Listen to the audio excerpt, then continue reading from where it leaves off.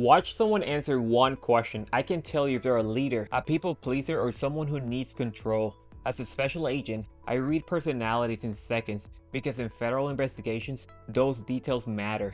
And here's how we do it. 5 personality reads, 30 seconds each, and I'll show you which one is secretly the most dangerous. The first one, the controller. They use ownership language constantly. I decided. I made the call. Everything's about their authority. I interviewed a senior executive and every answer, I told him what to do.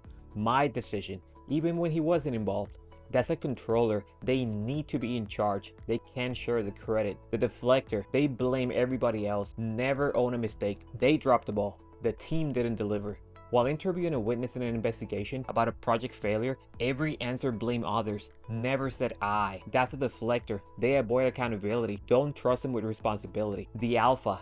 They test you immediately. They're gonna push back. They're gonna challenge everything to see if you fold. I talked to a high-ranking officer. He was condescending from the start. Once I pushed back politely, he completely changed. He became engaged and helpful.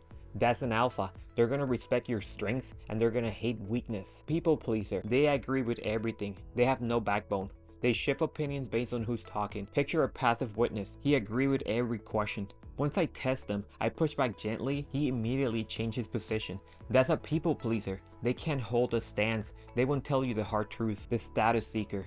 They name drop constantly. Credentials, connections, title, pure insecurity. I spoke to a foreign official. He talked about his rank for 5 minutes straight. Once I say calm, I didn't compete, he dropped the act entirely. That's a status seeker. They're insecure and they need external validation. Those are the 5 personality types. Now let me tell you what most people miss about controllers and deflectors. They're often the same person. Let me show you. Here's how you spot a controller versus a deflector. And this tells you who owns their decision. So I'm interviewing a senior executive as a witness. The first question, I'm counting pronouns. My team handles that. I don't get involved in those details. All distancing, classic deflector language. Then I ask about one specific meeting. His language flips entirely. I told him exactly what needed to happen. I made that call. I shut it down. Wait, 30 seconds ago you didn't get involved. See, that shift told me 2 things. 1, he was involved in that meeting. 2, he's a controller who tries to deflect when things go wrong. Controllers take credit. Deflectors avoid blame. He was both. And here's why this matters to you. Listen for pronoun patterns over time.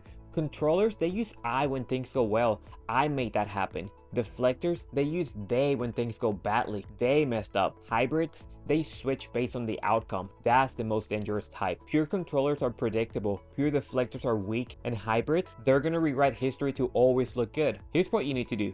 With controllers, let them feel in charge of the solution. Frame their request as their idea and you give them ownership and they're gonna perform. With deflectors, you don't give them critical responsibilities. You document everything. They'll throw you under the bus when pressure hits. Hybrids, you need to trust but verify everything. They're skill manipulators. Pin them down with specific. Hey, what exactly did you do? So that's 1 down. And they talk about the complete opposite personality type, the alpha versus the people pleaser. Alright, alpha versus people pleaser. So this is gonna tell you who respects you. I was talking to a high-ranking officer. He was way senior than me. He made it clear he was doing me a favor.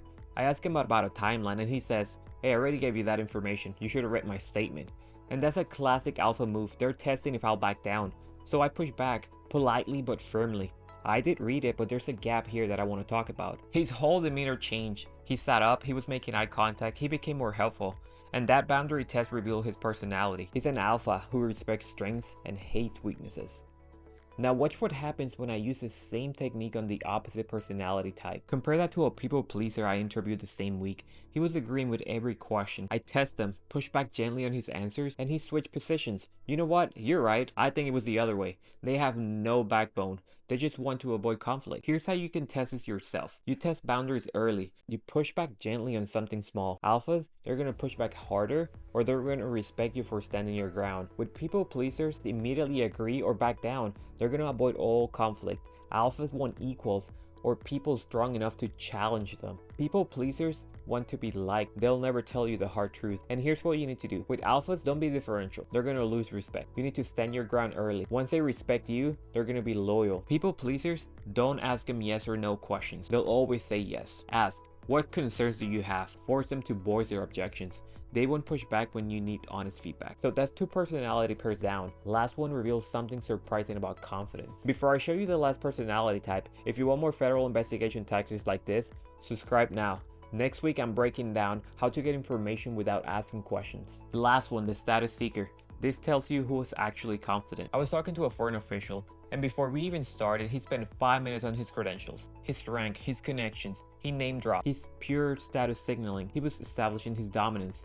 But I noticed something. He only did this at the start. Once I stay calm, I didn't try to match his status game. I didn't get intimidated. He gradually stopped. Within 10 minutes, he was just answering questions normally, and that told me everything. But here's what really surprised me. All that status talk was a shield. He was insecure. Compare that to another senior official I interviewed. No titles, no name dropping, just answered questions confidently. The quiet one had real confidence, the loud one was faking it. And here's how to spot the difference in your own life. A status seeker, they're gonna establish dominance immediately. Titles, credentials, achievements, they need you to know that they're important. And truly confident people, they don't need external validation. They just show competence through actions. If someone leads with status, they're insecure. If they lead with substance, they're secure. And here's what you need to do. With status seekers, don't compete. You can't win that game. Let them establish their importance, then move on. Frame your pitch as elevating their status further. They need to feel superior, and you give them that, they're gonna cooperate. With a genuinely confident people, you need to cut the fluff, get to the point. Show your competence through actions, not words. They respect substance and not performance. Real confidence is quiet. Fake confidence is loud, and that's something you'll start noticing everywhere after today. That's 5 personality types down: the controller, the deflector, the alphas, people pleaser, the status seekers. And here's your challenge. This week, pick one. Identify their type using these tells. Don't label them out loud, just observe. Listen to their pronoun, test their boundaries gently, watch their status signal, and you'll start seeing patterns everywhere. And once you do, comment below and tell me which personality type you deal the most at work. I read every comment.